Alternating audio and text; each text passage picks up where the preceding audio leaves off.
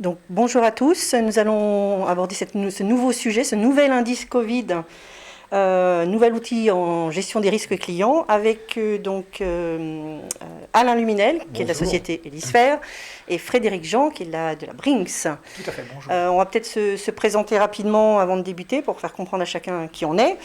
Donc moi je suis Patricia Larivière, je suis directeur administratif et financier à temps partagé, c'est-à-dire externalisé, et j'interviens pour plusieurs petites entreprises depuis 10 ans maintenant.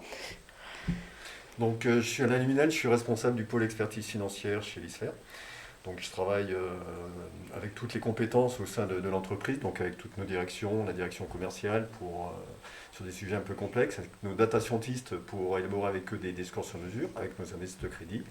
Et puis, j'ai également une casquette de formateur pour cette formation, comment fiabiliser avec rapidité et en tout cas avec Utiliser. l'analyse crédit. D'accord. Bonjour, Frédéric Jean, je suis Credit Manager chez Brinks France depuis 1 an et demi et je travaille depuis quelques mois avec Elisphère, que je connais depuis maintenant 2 ans.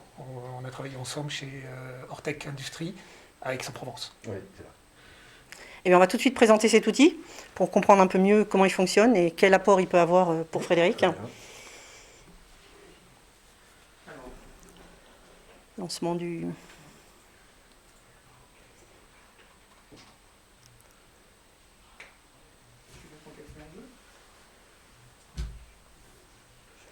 Quand on veut.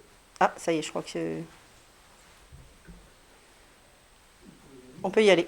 Allez-y, Donc, je vous en prie. on va rappeler les contextes et les enjeux liés à cette crise. Donc, on a connu un exercice 2019 qui était relativement favorable au niveau de l'économie française, avec moins de 52 000 défaillances. Finalement, on a constaté que tous les algorithmes, donc tout le système de scoring fonctionnait relativement bien, donc sans à-coups. Donc, je rappelle, le scoring, c'est-à-dire que c'est l'apprentissage du passé pour définir en fait une situation présente et puis regarder ce qui va se passer dans l'avenir. Puis on a connu cette crise Covid avec un taux de récession qui était énorme, donc un taux de récession de plus de 11%, donc avec des à-coups finalement assez terribles sur l'économie française. Donc au départ, on a eu des retours relativement négatifs. Donc on annonçait à peu près 20%, 30% de défaillance Les en indices plus, devenaient moins des fiables. indices beaucoup moins fiables. Donc il y a une peur qui a commencé à s'installer. Et puis, au fur et à mesure, on a vu que finalement les entreprises tenaient. Quand on regarde aujourd'hui le nombre des défaillances, on arrive fin novembre à peu près à 30 000 défaillances. D'accord. On en était à 48 000 à la même époque de 2019. Donc fin novembre 2019, on était à 48 000. Donc là, on est à 30 000. Donc on a un recul de moins 37%.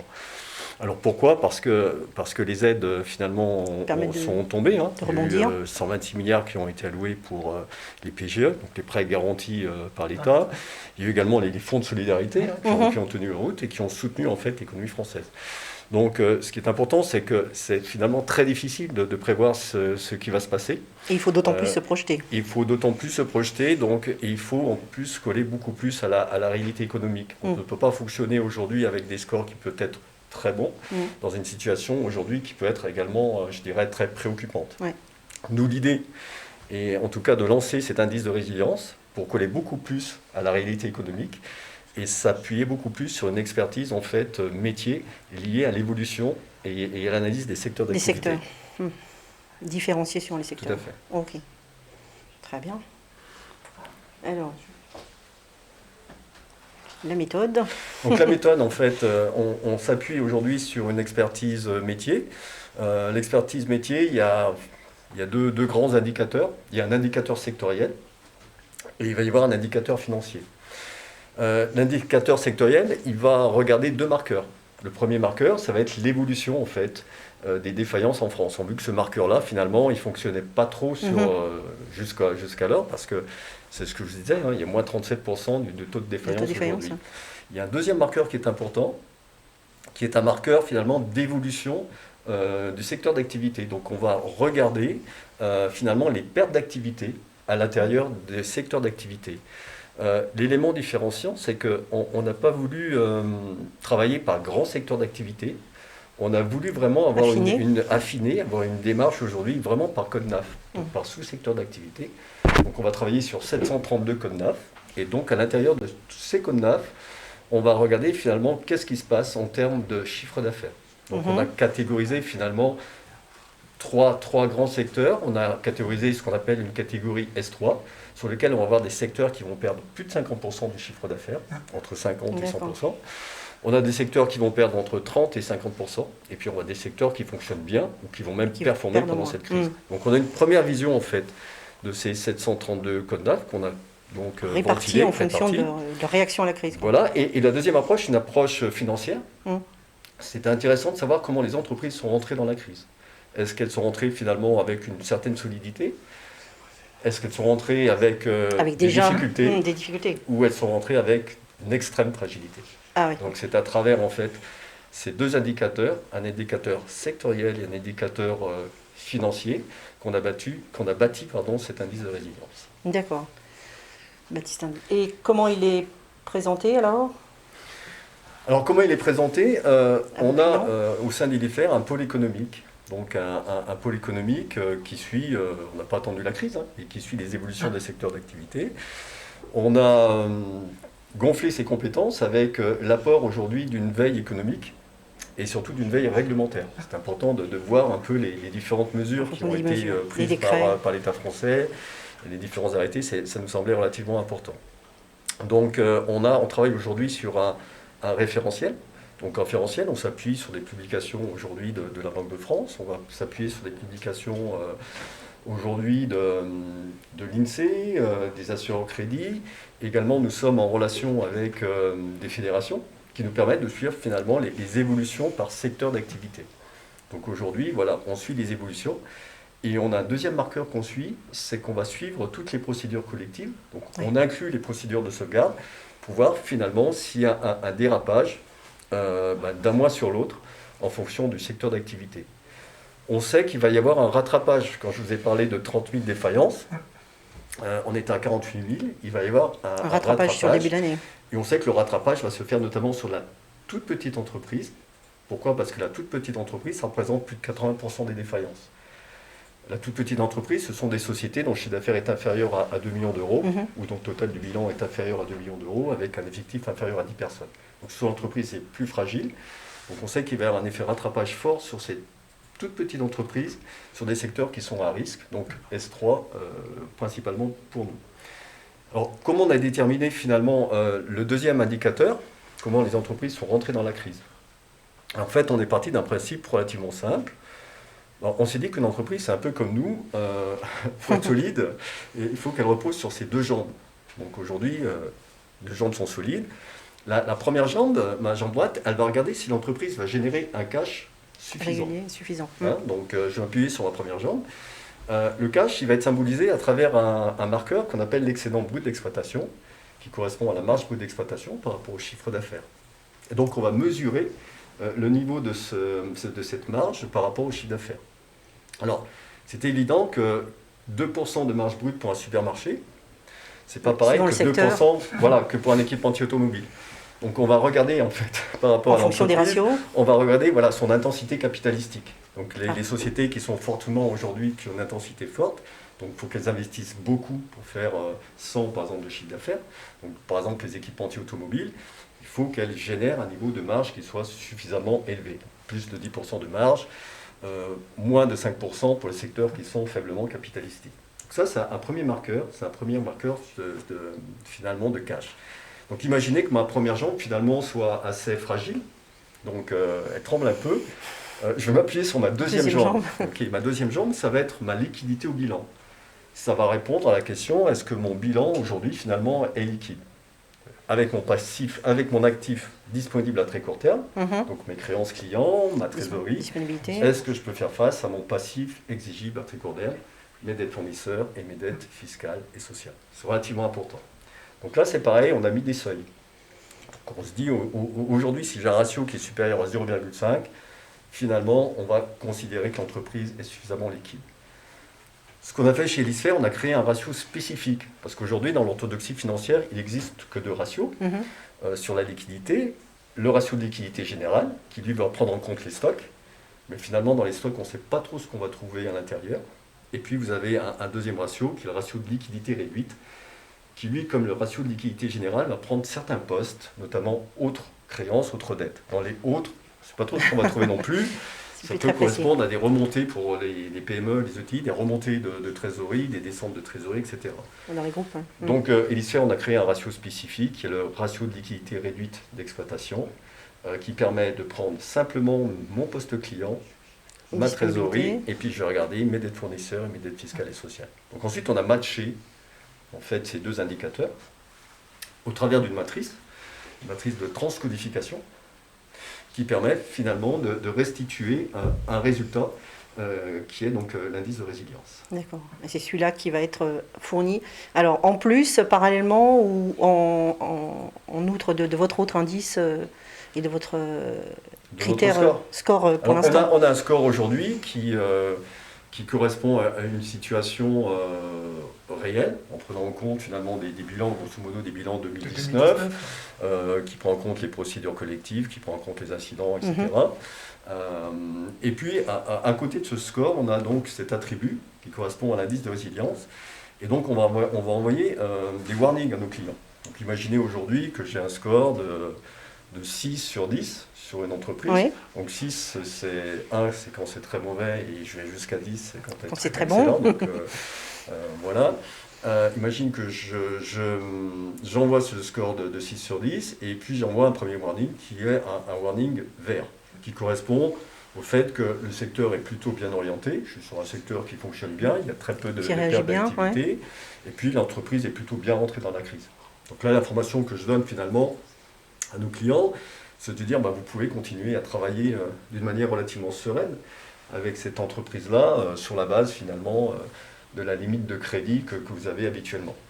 Imaginez que, inversement, l'entreprise est plutôt très mal rentrée dans la crise, parce que ses indicateurs de cash et liquidité sont mauvais, qui évolue sur un secteur qui est jugé à risque, le secteur est S3, là je vais envoyer un warning rouge, qui veut dire, attention, vous avez un score à 6, mais on sait que factuellement, aujourd'hui, de par la crise, la situation se dégrade relativement vite. Rapidement. Donc aujourd'hui, votre limite de crédit, qui était peut-être de 300 000 euros, attention, à très court terme, il peut y avoir effectivement une problématique sur cette entreprise-là.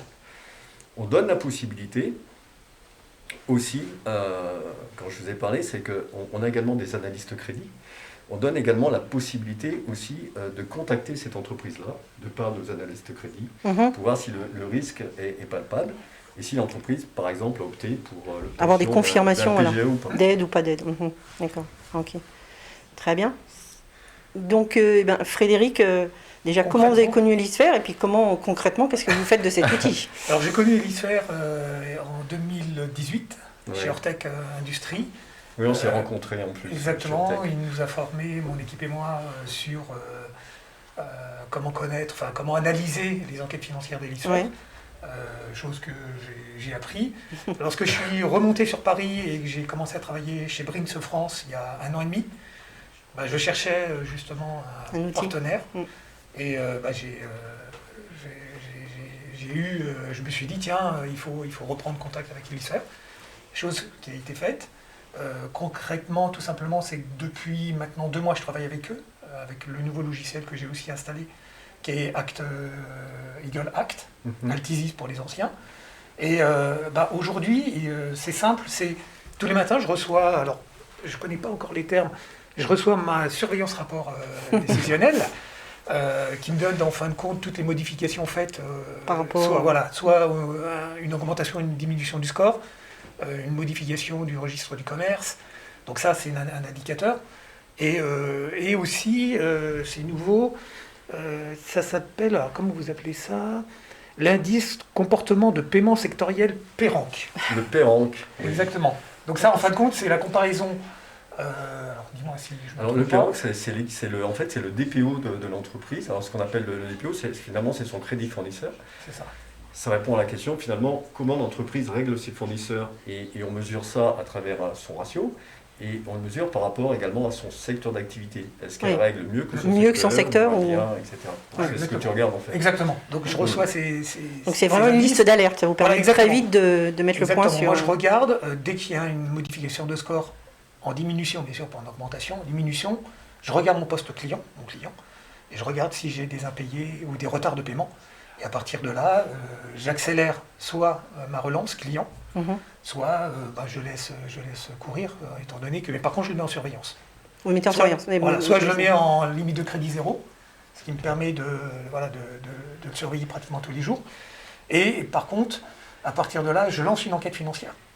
Et c'est là où je vois effectivement ce que nous a parlé Hémisphère, c'est qu'on voit l'indice, le score, donc sur l'analyse financière de l'année 2019, oui. et l'indice sectoriel, non, c'est l'indice, oh je vais y arriver, hein, j'ai pas pris. Oui, de résilience Covid. De résilience, voilà, Donc voilà, fameux donc, indice. Voilà, et moi ça me permet donc de voir effectivement que sur l'enquête financière dite normale, on a un score honorable, un 6 sur 10 et une couleur verte, Mhm. mais je peux avoir un indice Covid rouge. Et à partir de là, je sais qu'il y a un souci, c'est qu'entre l'analyse d'une position de l'année 2019 avec aujourd'hui 2020 et le Covid, si je vois qu'effectivement l'indice Covid est rouge, là tout de suite je mets une limite de crédit à zéro sur mon client et je regarde encore une fois s'il me doit de l'argent et j'accélère la procédure de recouvrement. Exactement. Donc effectivement, aujourd'hui je m'appuie énormément sur ce genre d'enquête. Parce que moi, ça me permet effectivement de vérifier et d'accélérer mon recouvrement. D'accord. Et de prendre la décision au jour le jour face au client. Exactement. Avec un indice qui est lui aussi mis à jour régulièrement. Alors, il y a un monitoring régulièrement sur cet indice-là. Donc, monitoring d'une manière, je dirais, industrielle, parce qu'on a des arrivées de bilans finalement assez régulières. Donc, on commence à recevoir des bilans... encore des bilans 2019, mais encore des bilans 2020, ce qui nous permet de calculer finalement ces deux marqueurs financiers. Et puis on a un monitoring sur le secteur d'activité. Donc ça, c'est ce qu'on fait au quotidien. Et puis on regarde finalement si dans des secteurs comme dans le S3, il y a peut-être encore une forte sensibilité. Donc on mesure ça d'une manière assez régulière. Également, on a la possibilité aujourd'hui d'être en contact directement avec l'entreprise. Ce qu'il faut savoir, aller chercher l'information à la source. Parce que ce qu'il faut savoir, c'est que dans cette période-là, une chose qui est importante et qu'on a appris, c'est que la temporalité est importante. Faut savoir que quand on reçoit des bilans, quand on va recevoir des bilans 2020, par exemple, on va se retrouver en septembre 2021. Ça fait beaucoup. Beaucoup de délais. Sur les bilans 2019, on était pratiquement en fin d'année 2020. Donc cette temporalité qui n'avait finalement pas de grave danger avant d'incidence pour l'instant en fait. Parce qu'on était finalement sur une courbe assez linéaire et une évolution assez favorable de notre économie. Elle a une grosse incidence aujourd'hui. Donc il faut la réduire. Et un des éléments en fait de réduction de cette temporalité-là, c'est d'être en contact avec les entreprises.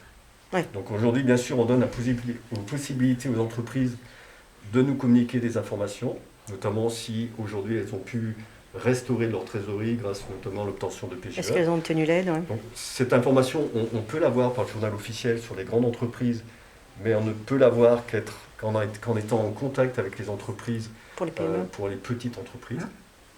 Et puis également on les sollicite. Donc aujourd'hui on travaille sur des templates en fait, qui sont établis pour savoir si elles ont obtenu un PGE et surtout comment elles comptent le rembourser.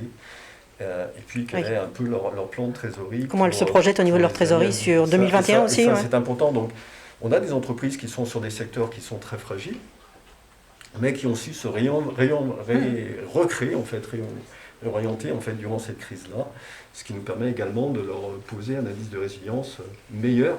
Même si leur secteur d'activité au global est en souffrance. Et sur l'indice Covid, est-ce que vous prenez en compte l'aide de l'État? Alors oui, mais on prend l'aide de l'État sur le plan de trésorerie de l'entreprise. Donc ça, c'est important. Mais on ne va pas se contenter de prendre ça, on va se contenter de savoir ensuite comment l'entreprise va rembourser. Parce que en fait, l'endettement lui-même n'est pas un problème. Hein. Ah oui. Le problème, c'est C'est quelle est la capacité de l'entreprise à pouvoir rembourser sa dette. Et on sait que là, le poids de la marge et de la génération de cash a toute son importance. Oui, parce que s'endetter cette année Voilà, ou l'année c'est prochaine, ça. comment Et puis- la et société puis, va se placer? Il faut voir également qu'est-ce qui va se passer en 2021. Est-ce qu'il va y avoir un rebond d'activité? Parce qu'un rebond, ça serait plutôt positif. Mais attention à tout ce qui est aussi gestion du besoin en fondement des entreprises. Parce qu'on sait que la première cause de défaillance des entreprises en France, c'est une mauvaise gestion de leurs besoins de fonds de roulement. Donc il faut faire attention non plus qu'il n'y ait pas des variations ensuite trop importantes en termes d'évolution de chiffre d'affaires, qui vont créer des besoins supplémentaires. D'accord. Je pense aussi aux déclarations de bilan 2020 Mhm. Oui, sur l'ensemble des clients. Ça va être catastrophique. Enfin, une bonne partie seront plus mauvais que l'année 2019, c'est certain. oui, oui. Donc c'est vrai qu'au niveau c'est- enquête financière, ça ouais. va être chaud, ça va être très très chaud. On s'est posé la question de savoir en fait quelle va être un peu la figure d'un bilan 2020. C'est ça, Oui. c'est ça. Et on se dit finalement ça va ressembler à quoi et finalement, quelle va être l'évolution sur nos scores? Est-ce que ça va vraiment réduire nos scores? Donc en fait on a finalement ces deux aspects. On a l'aspect compte de résultat où là on va voir effectivement des pertes de chiffre d'affaires, et des dégradations de marge. Ça c'est une chose. Mais de l'autre côté finalement d'un point de vue structure financière, on va avoir des structures qui vont être confortées, avec un fonds de roulement qui va bénéficier de l'endettement, donc avec une trésorerie forte. Donc finalement, on va avoir un compte de résultat qui ne sera pas bon, mais on va avoir une structure financière qui va tenir la route. Qui va tenir la route. Hein. Et la problématique, ça va être plus sur 2020, à partir du moment où il va falloir rembourser la dette. Est-ce qu'il va y avoir un étalement? Est-ce qu'il va y avoir... Qu'est-ce que l'entreprise a obtenu avec sa banque? La fragilité va être là, et également en fonction de la progression de son volume d'activité. Mais je ne pense pas qu'il y ait des bilans 2020. Je pense qu'aujourd'hui, on le voit, hein, parce qu'on est pratiquement fin 2020, et on n'a que 30 000 défaillances. Donc on voit qu'aujourd'hui, en tout cas, les structures tiennent le choc, c'est ce qu'on devrait voir dans le bilan, parce qu'elles ont été confortées justement par ces aides apportées par l'État. Parce que moi j'ai entendu dire que les défaillances allaient arriver au premier trimestre 2021. Premier trimestre pour moi aussi, effectivement. Premier trimestre pour le rattrapage, mais on disait ça en début d'année, je me rappelle au mois de mars, on disait il va y avoir finalement 30%, en septembre, 3%, en septembre, ça va être abominable. Et finalement, quand on regarde factuellement, on est sur une année historique en termes de défaillances. On n'est qu'à 30 000 défaillances, on atteindra peut-être, on ne va même pas atteindre 40 000 défaillances. Sur l'année, ouais. Donc effectivement, il va y avoir un effet rattrapage, ça on n'est pas dupe. En revanche, qu'est-ce qui va se passer par la suite? On ne sait pas trop, hein, avec finalement quoi qu'il en coûte. Il va y avoir également, il y a le plan de relance aujourd'hui de l'État français. C'est quand même c'est 100 milliards qui est injecté aujourd'hui dans l'économie. Il y a de l'aide européenne, je crois qu'on a acquis à peu près 38 milliards acquis pour la France.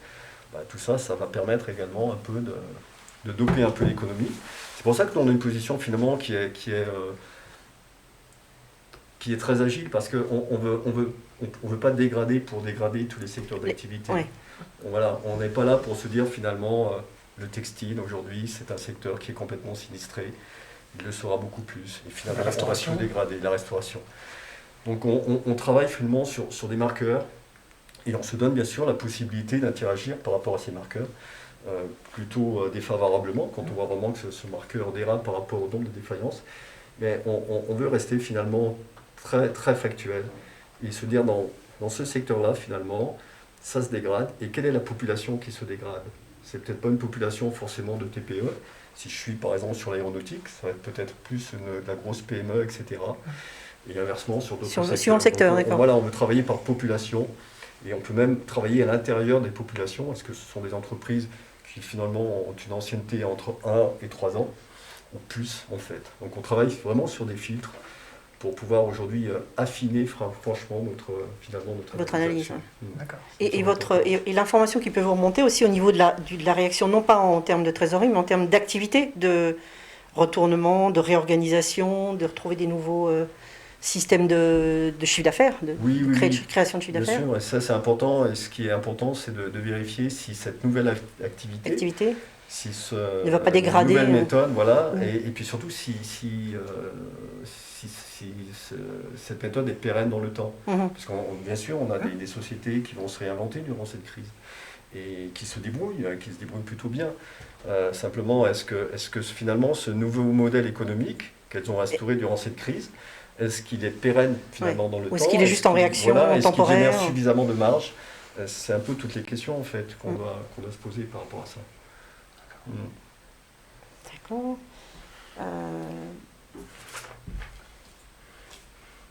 Et donc, d'autres questions, d'autres informations pour vous, pour l'utilisation au régulier? Non.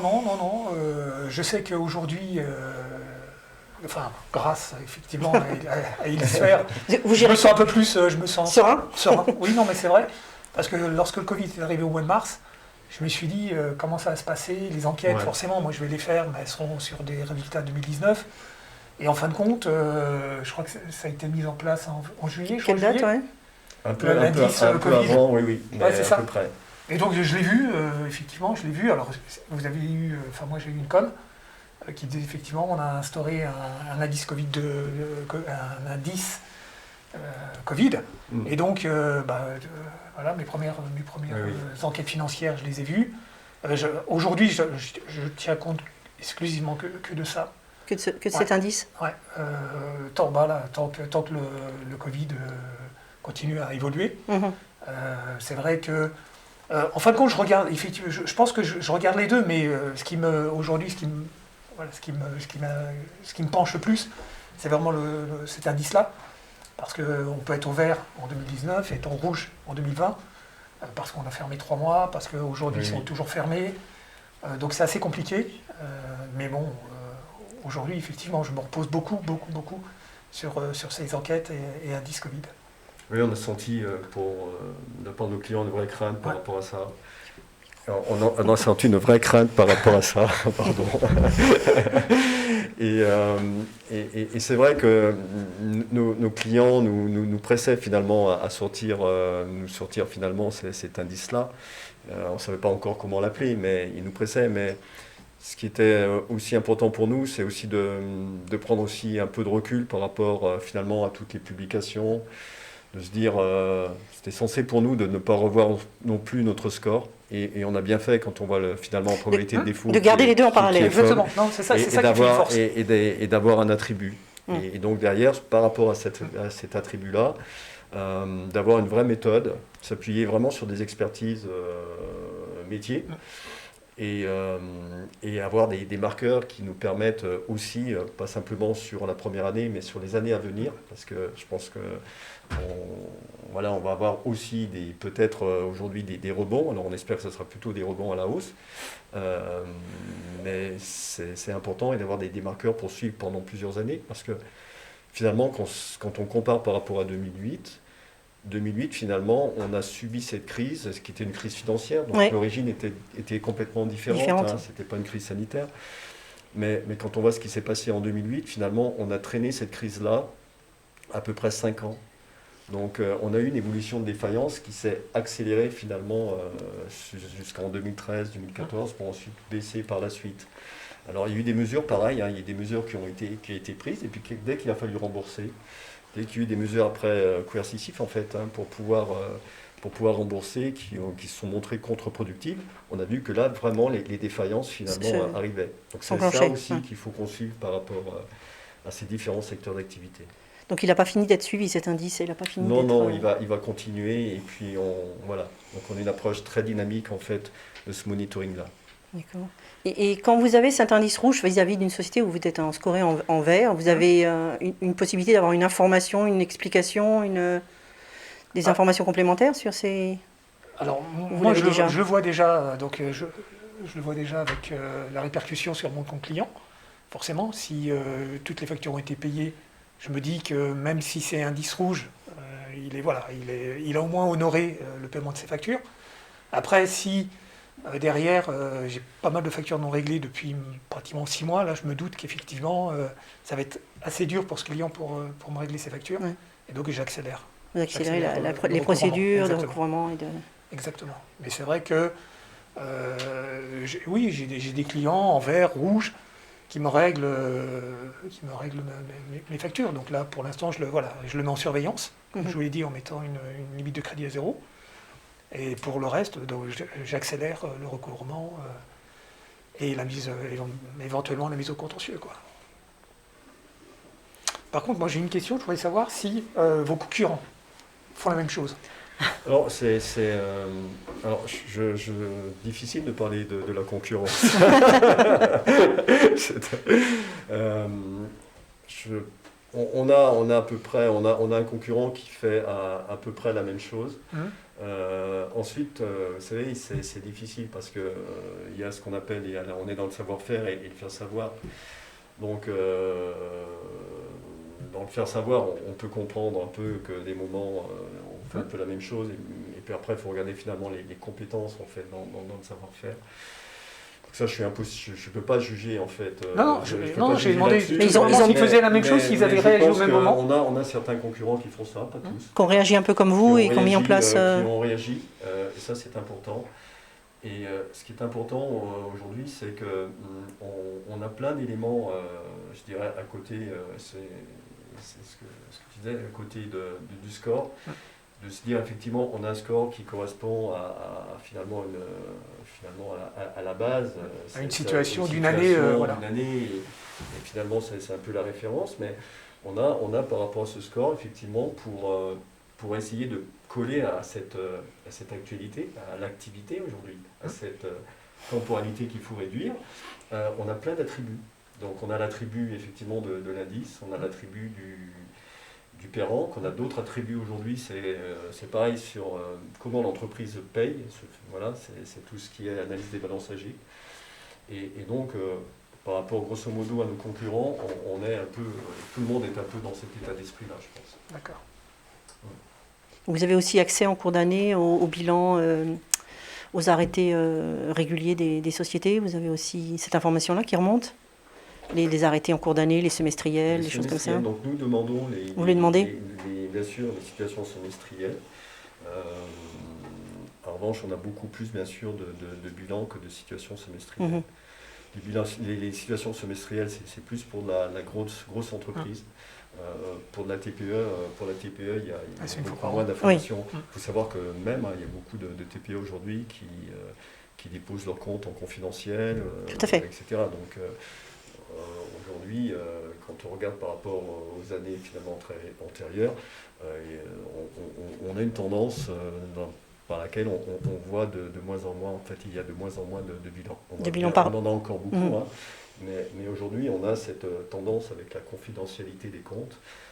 Aujourd'hui, finalement, on a la chance aujourd'hui, heureusement, de pouvoir disposer finalement de cette information, parce que dans notre score, donc on prend en compte, quand on a des bilans confidentiels, on prend bien sûr en compte aujourd'hui les ratios, mais ce n'était pas évident pour nos clients, parce qu'ils n'ont pas accès, eux, en diffusion à cette information. Donc l'information est prise dans nos scores, prise dans nos indices, différents attributs, mais l'information par lesquelles je veux savoir le chiffre d'affaires de cette société, si elle dépose ses comptes en confidentiel, ben vous n'aurez pas finalement son chiffre d'affaires, vous n'aurez pas ses résultats. Ses résultats et ses marges et compagnie. Donc c'est important d'avoir effectivement des outils comme des outils de score, des outils d'indice qui vous permettent finalement d'avoir cette information-là, parce qu'autrement vous seriez complètement en fait, à l'aveugle dans le flou sur ce type d'entreprise.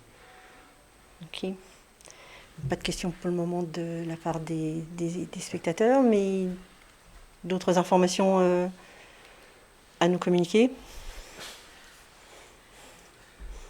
On n'a pas déroulé d'autres informations. Donc là, vous avez on peut peut-être diffuser un exemple d'un indice plateforme de résilience. Voilà, c'est notre plateforme. Est-ce qu'il peut paraître c'est notre plateforme Elipro. Et donc là, vous avez à côté du score. À côté du score, vous avez donc cet indice de résilience. Donc là, vous avez un score qui est pas très bon. Et vous avez un indice de résilience qui est finalement assez mitigé. Alors je me mets à la place d'un creditman. Aujourd'hui, je dois finalement prendre une position Décision. sur cette entreprise-là. Donc je vais regarder son score, je vais dire, voilà, il y a quand même un risque, parce qu'il y a une probabilité de défaut quand même qui est forte. Et puis je vais essayer de voir peut-être si l'indice de résilience est plutôt favorable ou pas. Donc là, je vois qu'il est orange, donc l'indice de résilience finalement Orange. est quand même on pose quand même une situation délicate. Et donc là, si je suis creditman, concrètement, effectivement, je prends toutes mes précautions avant de travailler avec ce genre d'entreprise. On regarde la situation du poste En client. revanche, et puis voilà, ouais. ça c'est important. Enfin, je pense que Non, oui, c'est ce qu'on fait. c'est ce que vous faites. Ouais, parce que vous gérez combien de comptes clients, vous, Frédéric? 7-8 000. Oui, effectivement. Donc Avec ça vous... un gros pourcentage de banques. Il n'y a pas besoin de faire d'enquête financière sur les banques, bien que, on ne sait jamais, surtout en ce moment. Mais c'est vrai que notre 20-80, c'est les banques, et pour les 20%, c'est du retail. Donc voilà, là par contre, on est assez touché. Non pas sur l'alimentaire, parce que bon, tout ce qui est grande marque, grandes sociétés, grandes enseignes, elles ont fonctionné tout le temps. Donc elles n'ont pas eu de crise. Mais par contre, on a des clients comme les bars, les restaurants. D'accord. Ouais. Là, on est Vous en touchez plein aux dedans. secteurs Ouais, qui ont été fragilisés. exactement. Donc là, mais bon, c'est vraiment peanut par rapport au chiffre d'affaires global. Mais le risque, il est ici. Ouais. Et ça n'empêche qu'effectivement, je sais qu'il y a des clients qui ont profité de la situation. Mhm. Et ça, voilà, ça on le voit grâce aux enquêtes Aux aussi. indices, ouais. Parce que quand vous avez un score vert avec une résilience au maximum, vous dites, mais comment se fait-il qu'il ne paye pas ses factures? Donc là, on voit qu'effectivement, qu'il fait de la rétention de paiement.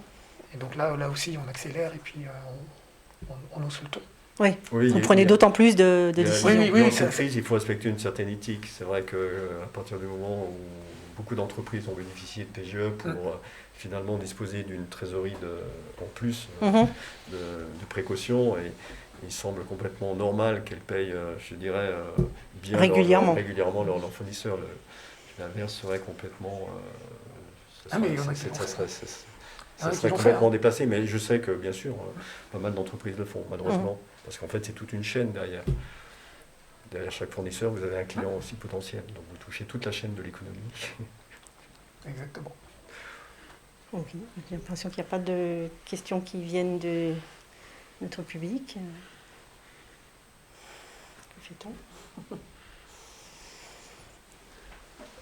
On avait fini de dérouler d'autres informations? Non.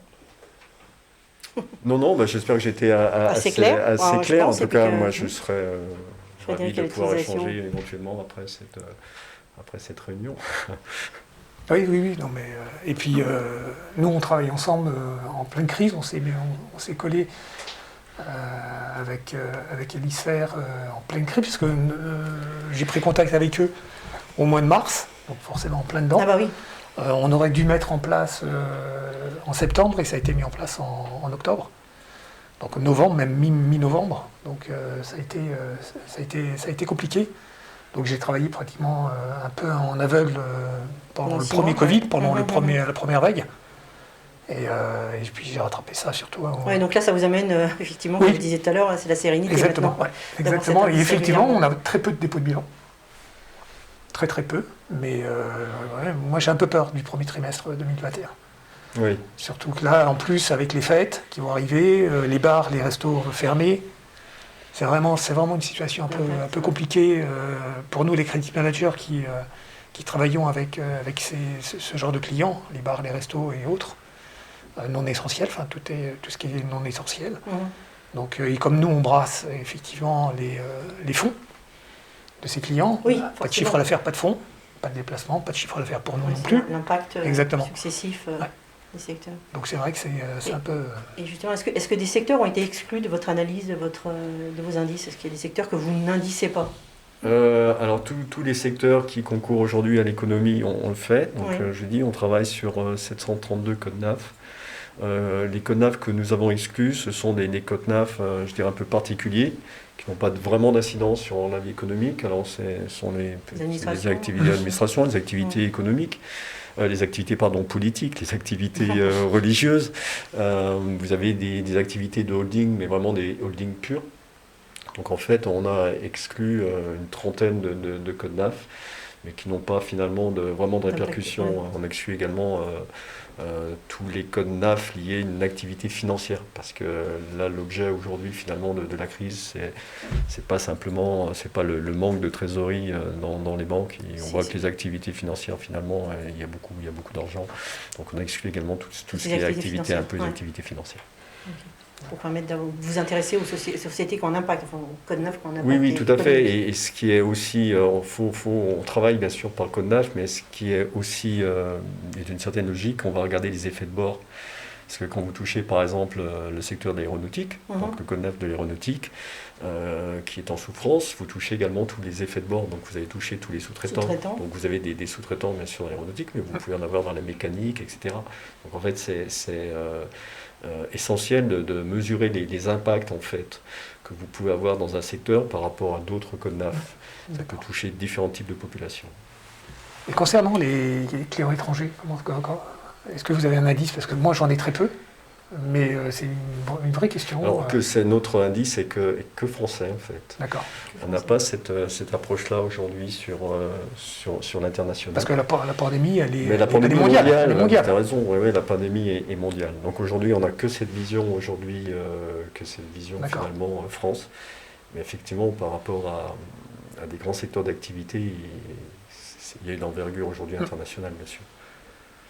Et c'est une grosse équipe chez Elisfer qui fait cette veille financière, veille Oui, on a une grosse sectorielle. équipe aujourd'hui parce que donc on a déjà des compétences de pôle économique.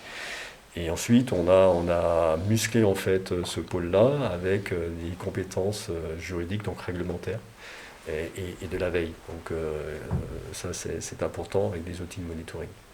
Donc aujourd'hui, on a des équipes qui sont relativement fortes. On a sur le pôle économique, on a quand même un gros pôle qui permet une remontée de suivre qui permet ça. de...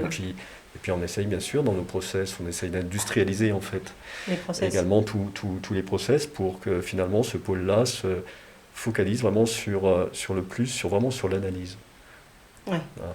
Donc ça c'est important et son expertise en fait elle est complètement là en fait. Oui, c'est pas simplement croiser des chiffres, mais c'est vraiment une... le rôle, ce n'est plus de croiser les chiffres, de réceptionner de la data. Donc ça, c'est des processus qu'on a industrialisés et c'est pour ça qu'on a pris un peu aussi de temps au départ. Et la compétence aujourd'hui du pôle économique, c'est d'analyser qu'est-ce qui se passe à l'intérieur d'un secteur et c'est d'aller un peu plus loin pour analyser le type de population. Ouais, on est plus dans l'analyse que dans le... Voilà, c'est bon. Donc vous avez un pôle d'analyste crédit. Et également, on a un pôle d'analyse qui travaille directement, donc qui se met en relation avec les entreprises. D'accord, qui va chercher l'information. Et qui va chercher les informations au plus près, parce que c'est important. Aujourd'hui, on sait quels sont les secteurs les plus touchés, on connaît les populations les plus fragiles, et puis on sait qu'également, il peut y avoir des PME, des grosses PME qui peuvent être fragilisées. Donc ça permet d'anticiper le risque, de prévenir le risque, en demandant un maximum d'informations justement sur les plans de trésorerie de ces entreprises-là. D'accord. Et facile à obtenir cette information, elles reviennent bien vers... Après, je pense que c'est un peu... Est-ce que c'est dans leur intérêt? Je pense que l'intérêt, il est déjà dans l'échange, c'est-à-dire que dans l'écoute, et je pense qu'il y a effectivement aujourd'hui... Pour une entreprise, c'est important de ne pas être catégorisé finalement à risque. Et finalement, si je suis une entreprise, même si mon secteur aujourd'hui est difficile, si je m'en sors plutôt bien, c'est important pour moi de l'expliquer. Et puis inversement, si par exemple mon bilan 2020 n'est pas bon, parce qu'effectivement il y a des baisses de chiffre d'affaires, je trouve que ce serait un peu dommage d'envoyer son bilan comme ça, sans explication. Quand on envoie ce bilan, c'est important que le directeur financier explicite pourquoi finalement ce bilan n'est pas bon, quels sont les problèmes qu'il a rencontrés, qu'est-ce qui a été mis en place, et pourquoi 2021 sera meilleur. Donc là, on construit en fait, cet échange-là. Et ça, c'est important. C'est pour ça qu'on a beaucoup de retours en fait, d'entreprises qui ont envie de communiquer, et puis nous, on les sollicite aussi. Oui, parce que les chiffres, ça parle pas. Les chiffres, ça parle pas, et puis même sans parler de crise, vous connaissez ça mieux que moi, mais dans la vie d'une entreprise, c'est normal qu'à un moment donné, on puisse faire des pertes. C'est pas toujours vert. Ouais. Il y a des périodes difficiles. Et dans cette période difficile, ça serait quand même relativement dommage parce que cette année, je fais une perte et je me retrouve finalement avec un score qui est pas bon. Parce que c'est peut-être ma première année de perte pendant 10 ans. Oui. Donc c'est important d'analyser finalement des éléments du passé pour comprendre finalement le présent. Donc c'est important d'avoir un échange finalement avec le chef d'entreprise parce que c'est peut-être grâce à cette perte-là qui est peut-être accentuée dans certaines situations, qui va me permettre de construire finalement le futur de mon entreprise. C'est dans des périodes un peu difficiles qu'on apprend et qu'on se réinvente. Et ça, justement, c'est important. Vous faites de la formation vers les analystes crédits, vers les credit managers, vers les... Oui, je fais une formation. L'utilisation de votre outil. Oui, on fait une formation. Donc moi, je me déplace auprès de clients. Je m'étais déplacé avec l'équipe de Frédéric SureTech. Pourquoi c'est important? Parce que aujourd'hui, vous avez beaucoup de services et de personnes au sein de ces services, de services crédits, services fournisseurs, qui finalement se disent je vais regarder simplement le score d'une entreprise et puis en fonction du score, finalement, je vais pouvoir prendre une position. C'est important de savoir en fait derrière le score, de comprendre finalement. Et c'est important parce que l'intérêt c'est que les personnes finalement, elles, en tout cas, donnent l'impression, il faut qu'elles aient un vrai métier. Et donc moi mon rôle finalement c'est de leur dire on ne va pas tomber sur des formations souvent que j'ai eu également rencontrées dans le passé, décortiquer chaque poste de bilan, chaque compte de résultat. Mais finalement en une journée, l'objectif c'est que vous puissiez analyser d'une manière finalement assez sereine et surtout fiable une entreprise par rapport à quelques grands indicateurs qui sont finalement des indicateurs clés. Surtout pour donner une technique d'avoir une technique, une méthodologie. Une méthodologie, voilà. Et donc on travaille beaucoup sur une approche qui est une approche fonctionnelle, c'est qu'on ne considère pas l'entreprise simplement qu'à travers ses chiffres, mais on va considérer l'entreprise à travers ces trois fonctions. C'est un peu comme nous, une fonction d'investissement, une fonction de financement et finalement une fonction d'exploitation. Et puis l'intérêt, c'est surtout dans cette période actuelle, c'est de se poser la question, est-ce que l'entreprise génère du cash, génère des cash flows? Et finalement, comment elle le génère? Est-ce que c'est plus un effet marge? C'est ce que vont regarder les banquiers finalement pour pouvoir mesurer la capacité de la société à pouvoir rembourser ses dettes? Ou bien est-ce que c'est dû à un effet variation de besoin en fonds de roulement? Moi, j'ai toujours l'expérience de la crise de 2008 où je me déplaçais voir les entreprises. Et souvent, quand je me déplaçais, ils me disaient « Mais M. Minen, vous faites beaucoup de misère parce que je n'ai jamais eu autant de trésorerie. » Et en fait, quand elles me montraient leur plan de trésorerie, effectivement, elles avaient beaucoup de cash flow. Mais je leur disais « C'est très bien, vous avez beaucoup de cash flow, mais regardez comment il est constitué. Vous n'avez pas beaucoup de marge. » Donc, comme je suivais les équipementiers, ils me disaient « Oui, c'est vrai que 8% de marge, normalement, c'est 12. » Je disais « Effectivement, vous n'avez pas beaucoup de marge. » Mais aujourd'hui, vous avez beaucoup de trésorerie parce que vous avez un effet, en fait, ce qu'on appelle un effet BFR. Et en fait, ils avaient beaucoup de trésorerie parce qu'ils ne payaient plus leurs fournisseurs. Exactement. Ou payaient très mal leurs fournisseurs. Donc, c'est ce que tu regardais tout à l'heure. Et en fait, je leur disais, là, ça va passer cette année. Mais ça ne passera, sur la longueur, ça ne passera pas l'année prochaine parce que l'année prochaine, votre fournisseur ne va pas travailler avec vous. Ou bien vous allez perdre votre fournisseur parce qu'il va déposer le bilan. Donc, c'est important d'avoir aussi des marqueurs. Donc ça, au travers de la formation, finalement, on arrive à le décrire assez rapidement. C'est déjà sur notre plateforme. Donc on regarde 2-3 marqueurs qui sont importants. D'accord, et transmettre cette façon de, méthodologie d'approche. Et est-ce que le facteur humain rentre en compte, le fait d'avoir licencié, est-ce que dans les indices ça rentre en compte Oui et non. Oui et non. Non, parce qu'aujourd'hui, il faut aussi comprendre les entreprises. C'est que les entreprises aujourd'hui, sur certains secteurs, elles ont, pour exister, elles ont besoin d'investir. Et pour investir, comment il faut aujourd'hui il faut être en capacité d'investir. Donc il faut avoir des démarches qui sont aujourd'hui qui sont plutôt fortes. La problématique aujourd'hui, c'est que les marges sont faibles. Donc malheureusement, certaines entreprises, par rapport à la baisse d'activité, n'ont pas d'autres moyens finalement que de licencier finalement des personnes. Je ne pense pas qu'une entreprise le fasse toujours, à part peut-être les grands groupes, mais je pense que pour un dirigeant d'entreprise, licencier du personnel, c'est toujours, d'un point de vue humain, c'est toujours difficile. Et je pense que ça serait dommage finalement c'est difficile de différencier finalement quelle est la part du spéculatif par rapport à ça. peut-être en fonction effectivement de l'importance de l'entreprise, si elle adhère à un groupe, etc., s'il y a vraiment un redéploiement finalement industriel. Mais au niveau de vraiment de la PME, je pense que c'est plus une contrainte et voilà, je pense que ça pèse vraiment sur le moral du dirigeant d'entreprise plutôt qu'autre chose. Donc on ne va pas non plus enfoncer le clou par rapport à ça.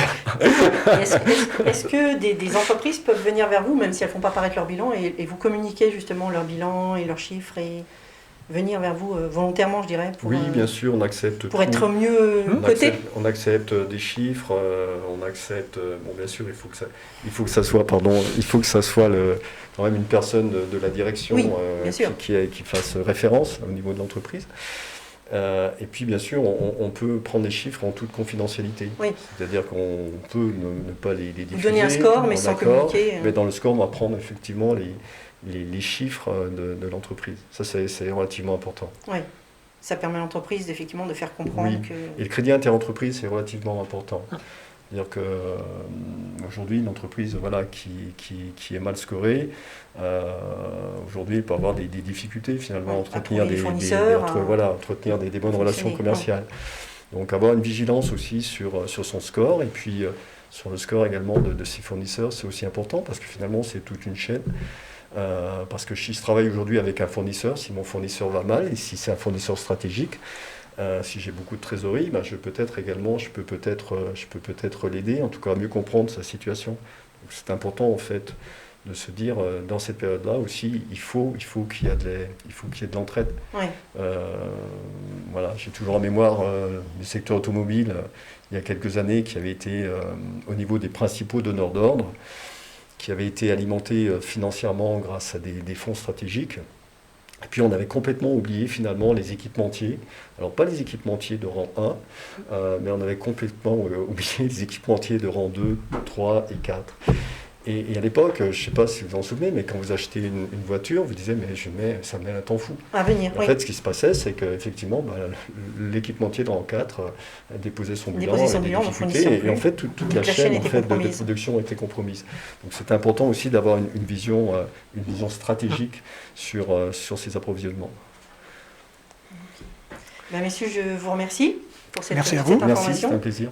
Au service des credit managers. On va pas tarder à terminer un mot à dire pour la conclusion. Voilà, je vous laisse 30 secondes à chacun. Moi, en tant que credit manager, je sais que c'est une force. C'est vraiment une force, quelque chose que j'utilise. Que si je n'avais pas eu, je pense que votre quotidien serait plus noir. Oui, tout à fait. Donc c'est vraiment cet indice de résilience Covid, c'est vraiment quelque chose, une force. Une force. Après, c'est à moi de l'interpréter comme je le veux. Oui. Mais effectivement, c'est au moins c'est une information complémentaire à une enquête financière dite normale. Merci.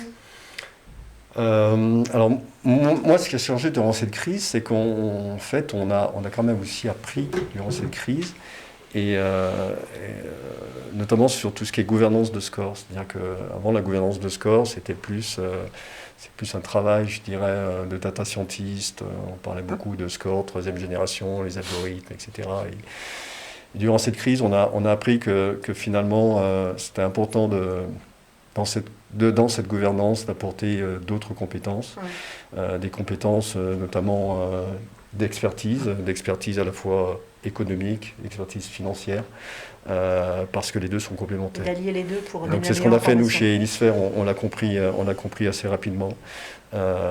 Et donc ça, c'est le côté très positif.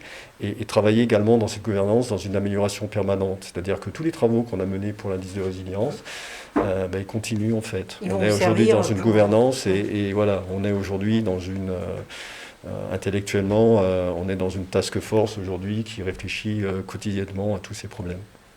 Qui est bien dans l'analyse. Pour satisfaire nos clients. On est dans l'analyse, on n'est pas dans l'indice. Ok. Eh bien, je vous remercie. Je rappelle à tout le monde qu'il faut se reconnecter pour la visio suivante, qui sera le sujet. On ne me l'a pas communiqué. Je ne le connais pas.